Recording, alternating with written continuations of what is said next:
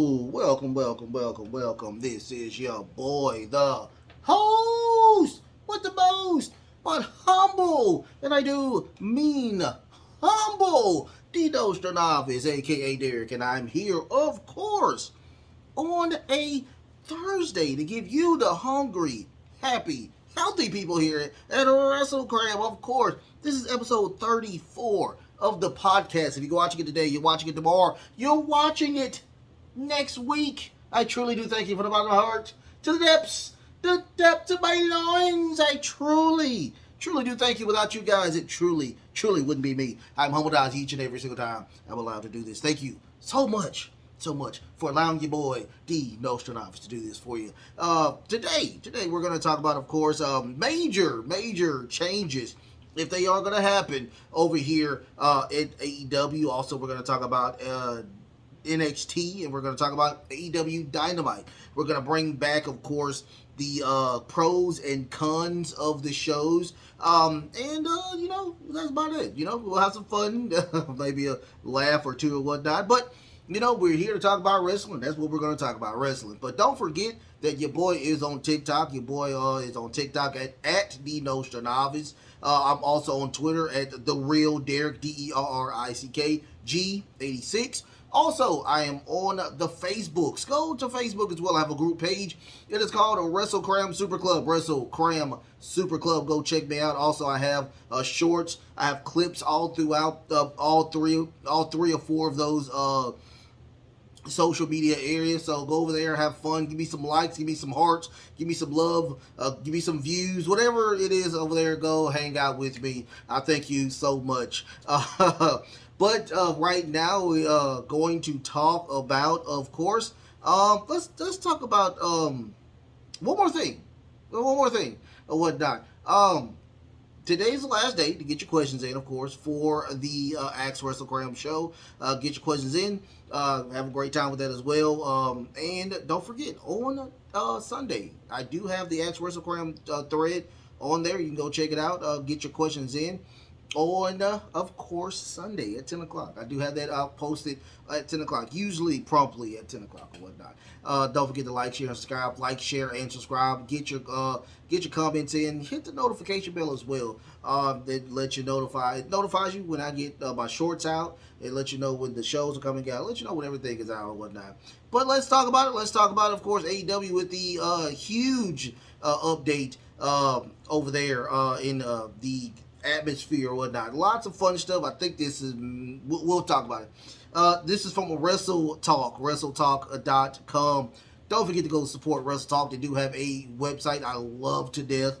Also, they do have a Facebook group page, and one of my favorite clicks over there with the YouTubes as well. Go support Wrestle Talk on all three areas or whatnot. Go check them out. Love them to death.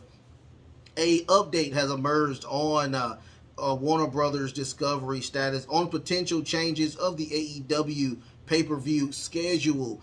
During AEW early days, the promotion established only 4 annual pay-per-views. That is Revolution, Double or Nothing, All Out, and Full Gear. Last year, another show was added to the lineup with the first ever AEW Cross New Japan Forbidden Door show taking place in June of 2022. Not only did Forbidden Door return for the 2023 in a major stadium, showing has been added. The show has been added to the year's live event lineup. AEW All In is set to take place in Wembley Stadium in London, England on the 27th of August, can't read today, with AEW typically holding a premier live event each, with WWE typically holding a premier live event every month. It has been speculated that AEW will eventually introduce this model instead of having a quarterly live event. Per Fightful Select negotiations to extend their deal, one major potential between AEW and Warner Brothers Discovery was to specify extending the AEW pay-per-view schedule. The possibility of this happening was decided as very likely, and it is noted that it could be extended to pay-per-view each month. There was noted that this is something Warner Bros. Discovery truly wanted. The Fightful also stated that Warner Brothers Discovery sources would not know whether this potential or possibility was sustainable, or if it would include a Max HBO Max streaming deal. If there does end up being a streaming deal, it could be similar to the WWE current model, where a subscription pays for everything, including the premium live events, or similar to the UFC model, where you could pay a subscription, but then you have to pay another fee for each pay-per-view. WWE CEO Nick Khan has even spoken about WWE possibly moving to that model following the AEW merger. The UFC merger. My apologies. It was emphasized that things could change ahead of the deal between the two sides being finished, but there has definitely been discussions about a pay-per-view schedule extension per the report. Now I will say this. The way WWE does it, I think it's okay. I think it's fine. I think they do it every 3 weeks, every 4. It's probably every month, I think. But if they do it like that, this is where it's gonna get a little more interesting to me. Now, if you have the quarter matches, which is of course Full Gear, All Out, Double or Nothing, and Revolution. You have those. Plus, you have, just like I just read, you have the Forbidden Door makes 5. Here's the thing about this situation that is going to be very weird to me. Those cards usually have about 12 matches on them. Okay. Now, will it shrink down the card to a more sustainable type of machine? And my thing is, here's the thing that is really going to hurt as well. Tony Khan doesn't know how to book. Unfortunately, he's not a great booker. So I think that this could work. But I think that he's gonna have to get on the train of learning how to book better, or getting a better booker, a lead booker, some better writers to get that to the point of having a monthly show. Because I like how they do it. Don't get me wrong. I do like the quarter shows plus the cross brand of the Forbidden Door with the New Japan and AEW. It's good. It's good because they have like these mini shows that like Quake at the Creek, Winter is Coming, things like that. They do have those to kind of counteract everything. But my thing is, which is still going to be where I'm kind of leaning toward, is that the booking doesn't. It's a long amount of booking, and all those bookings end up to go into one show, and that's how it usually works. With WWE, they have way better writers, way better booking, and they can get you to from that 4-week time span to get to 6 matches, probably even 5 matches on a pay-per-view, which makes perfect sense. So I want to see how this works. Also, I want to see what happens with the deal with Warner Brothers Discovery and the HBO Max streaming service as well, because it looks like that may happen. We don't know. Once again, this is all speculation and rumors, but I think that would be a great addition. I would love to get HBO Max and just pay my subscription or whatnot instead of forking over $50 or $60 for a pay-per-view live event. I mean, it gets kind of straining sometimes, especially when you are, with a particular cable company or whatnot, and it goes on your bill. But you don't fork it over; it goes on your bill. So I don't know. I mean, I think that would be a better structure. But the thing is, Nick Khan is talking about a subscription plan where you get the WWE show, and then you gotta pay for each and every thing as well, which I'm not feeling as well. I mean, if you want to if you want to, bring up the cost of the prescription, go for it. I'm cool with that as well. But I mean, this is getting to a point where I'm like, I'm not trying to fork over $50 each and every month. That's just not my thing. So I mean, hopefully they can figure something out with that. Especially, I mean, with the AEW, it's $50 every 3 months. I'm cool with that.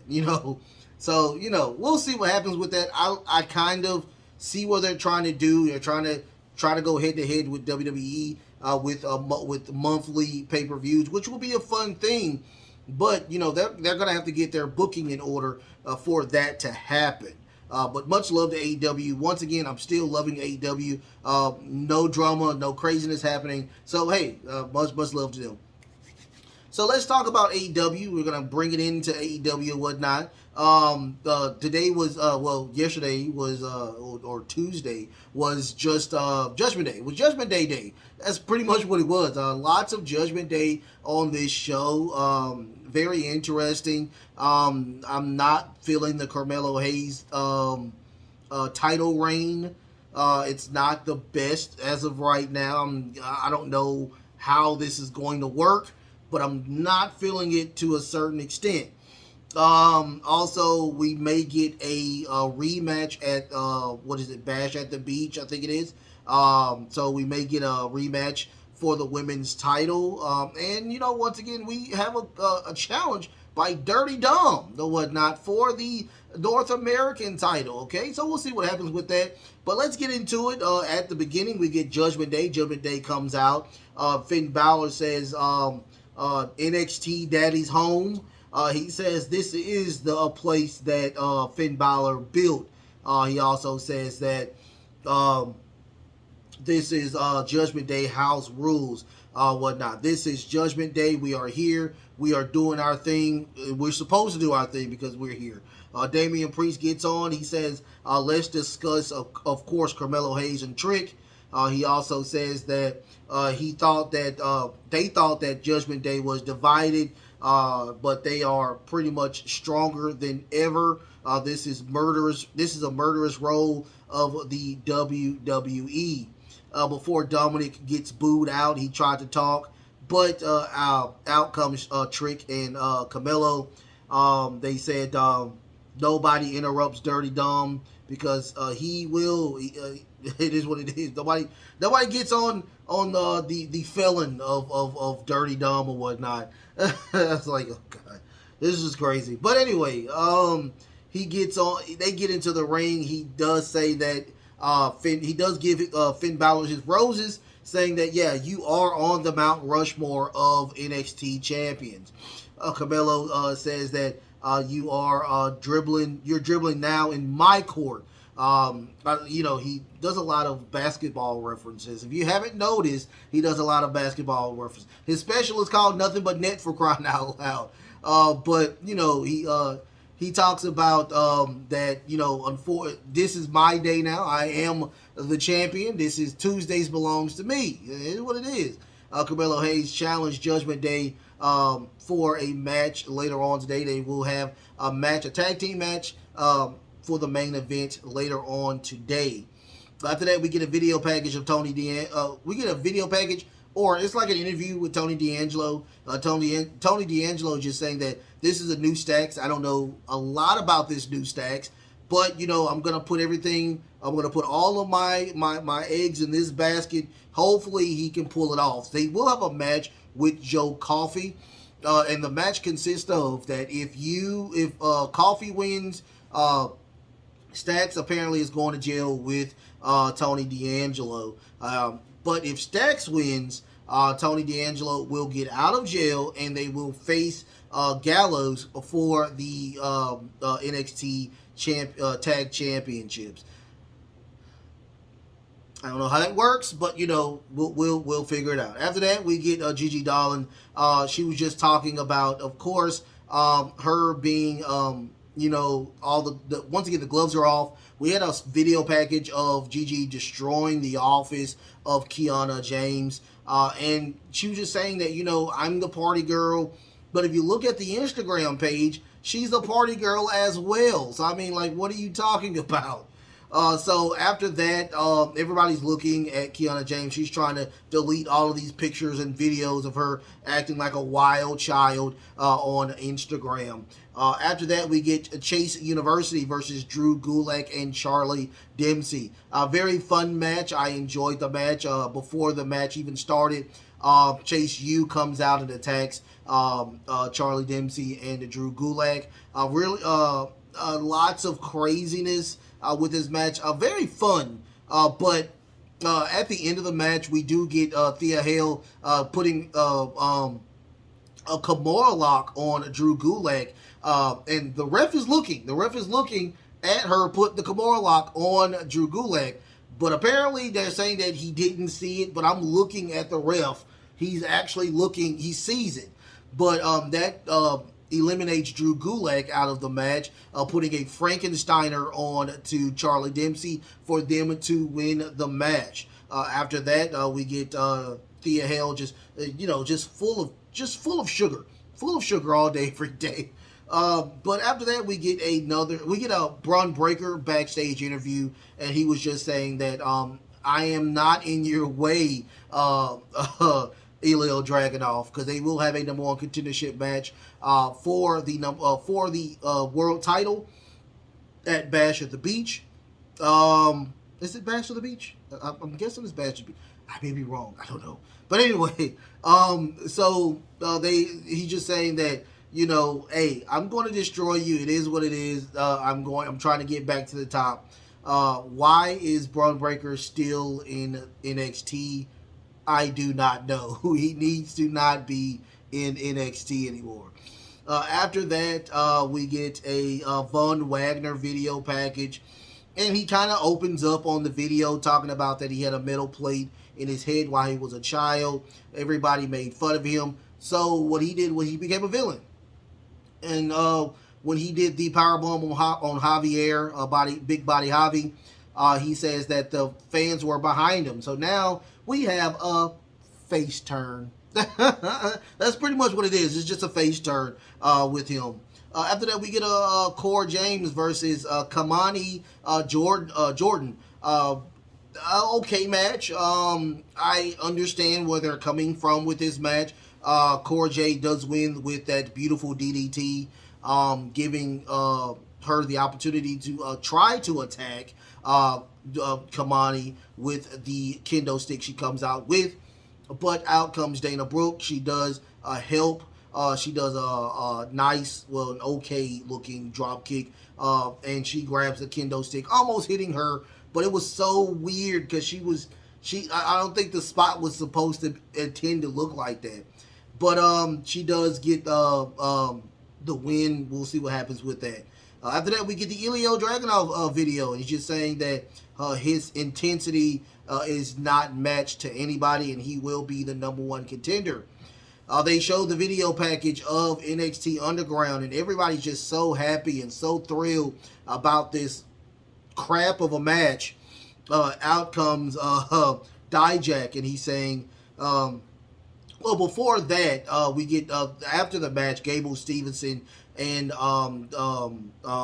Eddie Thorpe, they come out, they saying, what is the next plan for you, Gable? And he's saying that, the Olympics is coming up, and also the national championships are coming up. I don't want to leave, but, I have to go take care of that as well. So I did talk about that as well. So that's what it looks like. He's going to national tournaments for wrestling, and also he is training for the Olympics, which is right around the corner as well.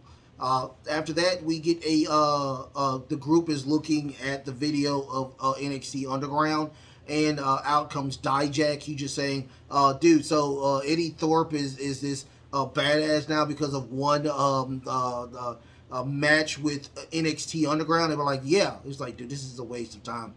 I truly think it's a waste of time as well, but it will. It look like it's going to open up a match or a feud between Eddie Thorpe and your boy Dijak. Dijak has been killing it since he's been back on NXT, so I can't wait to see what they do with this go around with now Damian Kemp out of the picture. After that, we get the number one contendership match between Braun Breaker and Ilya Dragunov. This match is a typical Braun Breaker and a typical Ilya Dragunov match. Ilya tries to jump off the top rope, gets railed by a spear, and a 2 count. We get that crazy DDT in reverse by Ilya Dragunov. We get that crazy dart move that Ilya Dragunov does. We get a 2 count as well, but eventually we get that crazy elbow to the back of the neck to Braun Breaker for Ilya Dragunov to actually win and become the number one contender. That was very weird, but we got it. But after that, we get a Wesley backstage interview. He's just saying that he really can't put his finger on the wrestling style of Mustafa Ali. So he's trying his hardest to figure out how he's going to win. Out in comes Dirty Dom. Dominic Mysterio comes out and says, yeah, I accept your challenge. And he was like, what are you talking about? He's like, yeah, I accept your challenge. You had an open challenge. Now, you don't want to do the open challenge. I'm fine with that. I'm cool with that. You don't have to. And Wesley was like, no, we can do that. I can go talk. He's like, no, we're going to do it next week. I was like, yeah. Trash. Complete trash. Like, it was just complete trash. But after that, we get another Baron Corbin video package. He's at his house. He's just saying that, 8 years has came by. He has not really been a successful wrestler. Now he's all bets aside. He's going to actually bet on himself and be a serious wrestler now. We'll see what happens with that. After that, we get a Tiffany Stratton versus Ivy Nile. Ivy Nile still has a lot of just conflicting emotions right now due to the Creed brothers leaving after their match with the Dyad. So a lot of it's on her mind, but it was a pretty decent match. Tiffany Stratton did win with the prettiest moonsault for her to get on the mic after the match, saying that the entire crew saying that you tapped out, you tapped out. She's like, no, I did not tap out. Y'all are beneath me, and she leaves. After that, we get a Chase U backstage interview where Andre Chase is going to say, hey, let's go for a rematch. So we may get that rematch between Thea Hale and your girl Tiffany Stratton for the NXT Championship. After that, we get a Blair Davenport backstage interview. She's just saying that the women's division is for grown-ass women now. She's saying that I know that Roxanne Perez is going to try to come back after me. Bring it on. She's going to put her on the shelf just like she put a lot of other people on the shelf. No Roxanne Perez is going around, but Davenport is one of those people that I'm really looking at. She's been gone for a while. I'm guessing she was injured or she's on vacation. But we'll see what happens with her because I really enjoyed that triple threat that they had for the merger of both women's titles. After that, we get the Stacks versus Joe Coffey match. My apologies. So with this go around, we not a lot to really go home to on this match. Very long match, but not a lot to really go by. We do get Price and Nema. They walk out to, kind of look at Gallows and, just looking at the bells and just walk away. And that was the end of that. But Gallows does get ejected from the ringside, giving Stacks the opportunity for that. It's like his curve stomp, but it's with the knee for him to win, and now they get the opportunity to face Gallows, and also Tony D'Angelo is out of jail. Once again, that doesn't make any sense, but it's wrestling. That's all I can think about with that situation. Ivy Nile is just trying to cope with her feelings. In comes Schism, saying that the Great Factor, y'all was a great faction at one time. Unfortunately, y'all are extinct. But and Ava Rain says that, hey, there is always room for members in the Schism tree. But that was the end of that. After that, we get the Los Lotharios interacting with Dragon Lee and Nathan Frazier, the two women that are with Dragon Lee and Nathan Frazier. I forgot those young ladies' names. They were interacting with the Los Lotharios, saying, "Hey, if y'all want to come out, hang out with us, y'all can, we can have a great time or whatnot." They was like, "No, we don't want that."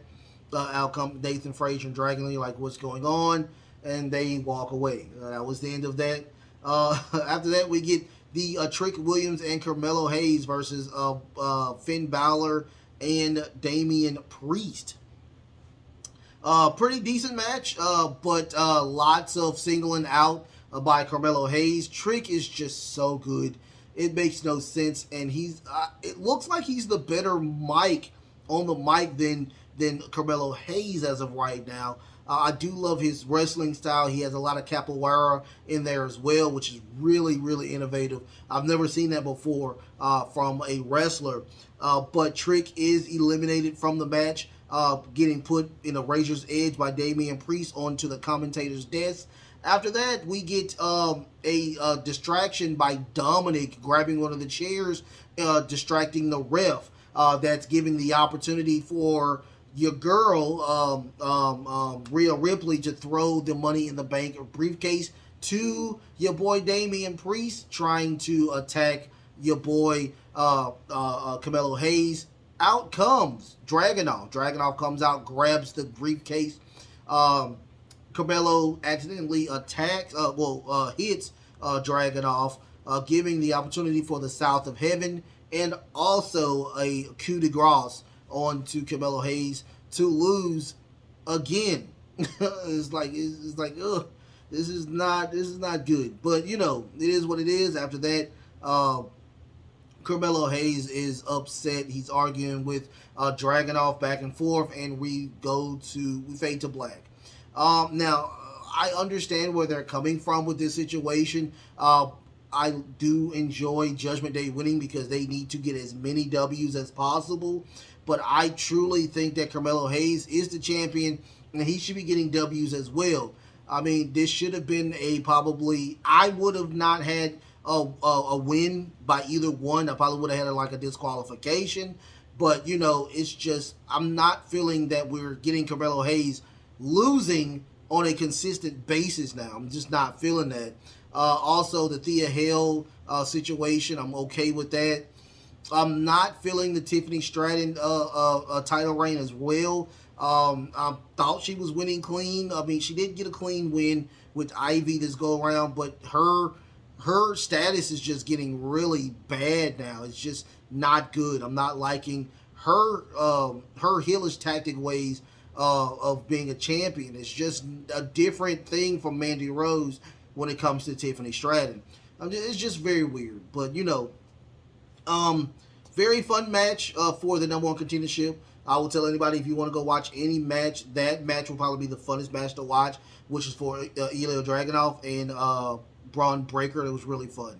But on from that to AEW Dynamite. We get a lengthy match between Chris Jericho and Commander, with Chris Jericho winning with the Lion Tamer. Out comes Don Callis, just trying to bring up old things from their past. One of their mentors was Bad News. I forgot his other name, but it was just saying that, up above in heaven, he would want this to be, and Chris Jericho is kind of really trying to get all mushy inside for that to happen. After that, we get a video package of Jungle Boy and Hook, and once again we get Jack Perry. He does not even want to get out of the car this go around. He brings down the window. He's saying that this is a unsafe work environment. Hook is on the other side of the car. He attacks him. Hook gets out of the car, and Hook says, "Keep running, Perry." That was the end of that. Oh god, it's just not good. Backstage interview with Don Callis. Don Callis is saying that he will be announcing the fifth member of the BCC for Blood and Guts. He does not need anybody to be there by his side. He thinks Kenny Omega is a coward, and he does not need him. He's not afraid of him. He left the Don Callis family. He's just not a fan of him anymore. He does want him out of the company as well, apparently. So, but we'll see what happens with that. At the very end, that will be the main event of AEW. After that, we get MJF and Adam Cole. This is the other video of them hanging out. They are having drinks or whatnot. He asks him, do you have the shirt? Do you have the shirt? Did you bring the shirt? He's like, no, I didn't bring the freaking shirt. But out comes four very beautiful women. MJF says, do two for me, two for you if you want to do that. He says, no, I really care about Britt Baker or whatnot. We are actually in a committed relationship. He's like, well, shoot, it's four for me then. So apparently he must have knocked out, broke all their backs or whatnot. He came back, and he's like, dude, if I put on the shirt, will you do what I want to do? He's like, sure. So they go in, they play Fight Forever. He's like, dude, is this some type of weedo nerd type of experience? He was like, no, I mean, he's like, dude, your stats on the game are actually pretty good. He's like, oh, really? Well, let's play. So they played or whatnot, and Adam Cole got him into the concept of playing a game, which is fun. And he said, dude, I didn't know that gaming could be fun with friends or whatnot, because, since I don't have any friends. And he was like, dude, seriously? He's like, yeah. It's like, so they got even closer. And at the very end, they beat FTR in the video game to become tag team champions. I thought it was very interesting. We will see what happens with this situation. I mean, once again, this does sound like Shawn Michaels and John Cena type of experience with this. But after that, we get Darby Allin and Orange Cassidy versus Sammy Guevara and Daniel Garcia in the blind elimination eliminator match. This is the semifinals. It was I honestly thought that Darby Allin and Orange Cassidy was going to win this thing. Out comes Prince Nana. He grabs the Darby Allin's skateboard. He was like, dude, crack the head over Orange Cassidy. Get this over with. But Darby Allin grabs the skateboard, giving the opportunity of Swerve to knee the crap out of Darby Allin, giving Sammy Guevara the chance for the GTH and for them to win the match. Daniel Garcia is just as heel could be, but Sammy Guevara goes in. He shakes the hand of Darby Allin, saying it was a good match. After that, we get a video package of Nick Wayne again, just talking about him being a third generational champion. Wrestler, and also the passing of his father and what happened with that situation. After that, we get the Adam Cole backstage interview. Roderick Strong comes and is like, do you really like MJF? You're like, yeah, he's cool people. So he gets a text message from MJF saying, are we going to do the double clothesline this go around? And then he said, oh no, I just saw Brian Kendrick. I think I may have the flu. So he's like, no, we're going to get this match over with, you guys. That leads to, of course, the match with Big Bill and Brian Cage. A very fun match. They almost get the double clothesline, but they get double clothesline by Brian Cage and Big Bill. But yeah, the pretty much the story is that MJF is trying to pick up both of these huge men. He actually gets Big Bill over and passes out. But we do get a crazy heat seeker on Brian Cage, followed by the boom kick for them to advance to the finals. So it will be MJF and Adam Cole versus Sammy Guevara and Sammy Guevara and oh my goodness, Sammy Guevara and Daniel Garcia. So they promoted, of course, the We're Better Than You Baby shirt on AEWshop.com. Also, he said, dude, we're gonna get that double clothesline off. We're gonna get it off eventually. We're gonna get it off. But he also says that I never knew that. I honestly thought that this tag team was not going to be a good tag team. But if we stay consistent, we stay as a tag team, if we beat Sammy Guevara and Daniel Garcia, we will win the AEW Tag Team Championships. I'm like, okay, we'll see what happens with that. After that, we get a Chris Jericho locker room with Jake Hager. He's just saying that, dude, me and Don Gallows, we go back 20 years. But Jake Hager says we go back 10 years, and I let my undefeated streak go at MMA just to follow you 4 years ago. So I mean, just keep it 100. And he also takes off that purple hat, the hat that he says he truly, truly loves, and gives it to Chris Jericho. So we'll see what happens with that. After that, we get a Ruby Soho versus Sky Blue. This is the semifinals of the Owen Hart women's tournament. Whoever wins this will be the first finalist. The next finalist match will be against Athena and Willow Nightingale. Whoever wins that will face Ruby Soho on Collision for the finals. Pretty decent match. But once again, the Outcasts always are just trying. They try. They get into it with Sky Blue. They get ejected early in the match, giving Ruby Soho the opportunity to win clean. Like, she won clean. She beat Sky Blue completely clean, with no future for her to advance to the finals of the Owen Hart women's tournament. After that, we get a recap of Collision if you want to. I have that on the episode, followed by it's Wrestle Cram weekends. The weekends will only... No, that's on the tag-in. I'm sorry. My apologies. On the tag-in on Mondays, I have my Collision recap. So you can go check that out over there with your boy Dino Shadavis. Also, we get the video music. We get the music video from Harley. Actually, it was pretty good. I ain't gonna lie to you. And she does have a lot of curviness or whatnot, so it was very good, very, very good. But she's a really good singer and a very good rap lyricist as well. She did a really good job with that. After that, we get the main event, which was Swerve Strickland versus Nick Wayne. This match was crazy. This match was completely crazy. I will say that. Wow. We get a super reverse hurricanrana off the top rope, which I was really scared of. Also, we get a crazy power bomb by Swerve.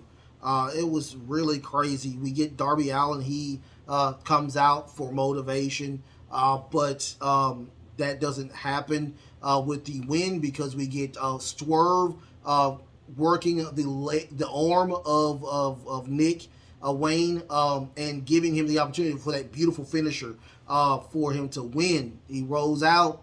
That was the end of that. But I do see a lot of potential in Nick Wayne. But he does lose his very first match here at Dynamite. But it's okay, because I truly think that my apologies. I truly think that Swerve should not be losing anymore or whatnot. And I truly think that he should be going to getting a world title or whatnot. Something other than a tag title. He should be doing something with this situation. So after that, we do get the Don Callis announcement, or he tried to. Out comes Kenny Omega. He's attacked by John Moxley and is it Claudio? No, Kakeshka, Konosuke Kakeshka. He gets that, and behind him it is actually Bastard Pac. He comes out with a chair to attack Kenny Omega, and he's saying, "Well, now the fifth member will be me." And he's like, "Dude, out of all this time, you caved in my face. I'm coming back from injury because of course, Kenny Omega." And he's saying that I'd lost the opportunity to win the title from you, so now I'm gonna take everything from you. So they put that chair in between the neck of Kenny Omega there, and Basher Pac gets on the top rope. But Kenny Omega gets on the mic and says, "You don't know who our fifth member is." So everything goes to black, and it is, of course, Bushi. Bushi comes. The Golden Lovers are going to come back. It's going to be now the Golden Elite or whatnot. Out comes the Young Bucks and Hangman Page, and they attack, clearing the ring. And they also saying in Blood and Guts, we're going to bring friendship, we're going to bring love, we're going to bring all of that to Blood and Guts. We're going to end this right here, right now. So I thought it was really fun. In the very first match of your boy, what's his name? Nick Wayne or whatnot. He's only 18, so give him a little bit of time. I did enjoy that situation. I love everything that consists of Adam Cole and Adam Cole and MJF. It is just the best thing on TV when it comes to storylines, other than the Bloodline itself. But other than that, it was a good show. I enjoyed the show. But let's get into, of course, my pros and my cons of the night. We'll go with NXT because I started with NXT first. My pros with NXT, I really enjoy the interaction between the main roster and NXT.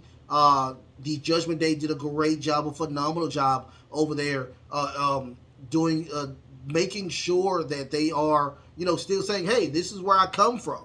So I thought that was really great. Also, I like the number one contendership match with, of course, your boy Braun Breaker, and the winner of that match, which is Ilya Dragunov. And we will look like it's going to be a very decent match now because they truly do hate one another now. So we'll see what happens with that. The cons of the show is Tiffany Stratton. This title reign is just, I'm not feeling this title reign at all. And I would not even be mad if Thea Hale takes that title off of Tiffany Stratton. Also, the storyline with Tony D'Angelo and Gallus, this is just getting to a point of, we know that Gallus is going to lose these titles. They have been irrelevant as tag champions for a long time. I hate that because Gallows, used to be a great show, great match, and their music was great. Like, it sucks that everything is gone from them now. So those are my pros and cons of NXT. Let's go from that to the pros and cons of AEW Dynamite. Now, the pros, of course, is the Adam Cole and MJF video, followed by the match itself. I love that as well. Also, the two finalists for Blood and Guts, really, really fun. Karabushi, and we're going to get Bastard Pac on the BCC. So we'll see what happens with that. Also, the main event, match-wise, Swerve Strickland and Nick Wayne. Great job with both of those. Great job, great job, great job. The cons, of course, I just cannot stand Jungle Boy. This is just getting to a point where he's just jumping in a car and it spins off.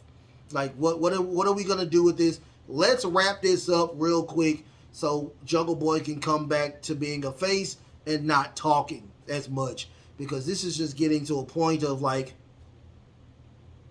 So those are my pros and cons of NXT and AEW Dynamite. Don't forget to like, share, and subscribe, you guys. Like, share, and subscribe. Also, don't forget to go hit me up over there on the TikToks, where it's at DNostranavis. Also, I'm on Twitter at the Real Derek, DERRICKG 86. Don't forget, I'm on the Facebooks as well with my own group page. It is called WrestleCram Super Club. WrestleCram Super Club. Also, I am getting shorts all over the place. So don't forget to go check that out as well, okay? The best is truly yet to come. The best is truly yet to come. I love y'all so much. Until next time, love, peace, and of course, wrestling.